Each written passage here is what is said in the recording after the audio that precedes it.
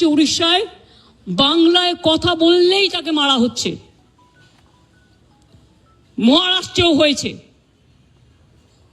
উত্তরপ্রদেশেও হয়েছে, বিহারেও হয়েছে। আমি শুধু একটা কথা বলবো, আপনারা আমাদের পরিযায়ী শ্রমিকদের ওপর বাংলায় কথা বলছি বলে অত্যাচার করছেন, আমরা কিন্তু করব না। এটাই আপনাদের সাথে আমাদের তফাৎ। আমার এখানেও 1.5 কোটি বাইরের লোক আছে, কাজ করে, সব ধর্মের, সব বর্ণের, সব রাজ্যের। মনে রাখবেন, এটা কারো হাতে তাস তুলে দেবেন না। আমি না করলেও অনেক হিংসুটে লোকের তো অভাব নেই। Jealousy has no cure. হিংসার কোনো ওষুধ আছে? নেই। এরাই কোনো সংগঠনের নামে কাউকে কাউকে থ্রেট করে চলে আসবে, আমি তার দায়িত্ব নেব কেন? আমি পরিষ্কার বলে দিচ্ছি, আমরা চাই না কারোর সাথে কোনো ভুল বোঝাবুঝি হোক।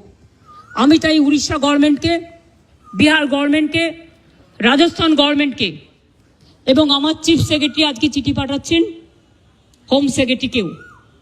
ডিজি অলরেডি উড়িষ্যার ডিজির সাথে সম্ভবত কথা বলেছেন। আপনাদের সুমতি হোক, শুভবুদ্ধি হোক।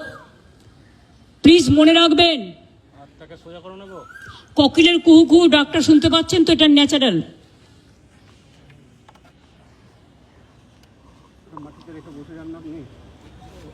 এই ডাক শুনতে আমাদের খুব ভালোবাসি আমরা।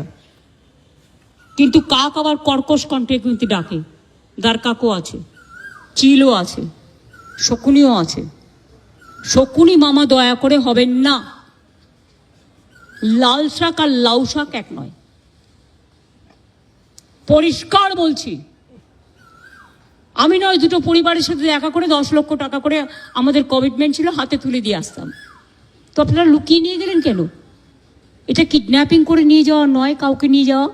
তাদের দিয়ে কালকে আমাকে খুব গালাগালি দিয়েছেন। দিনরা আমায় গালাগালি দিলে আমার গায়ে ফোসকা পড়বে না, বাট যারা দাঙ্গা করেছেন তারা বুঝে রাখুন, আপনারা করছেন দাঙ্গা আর গালাগালি খাচ্ছি আমি। কেন?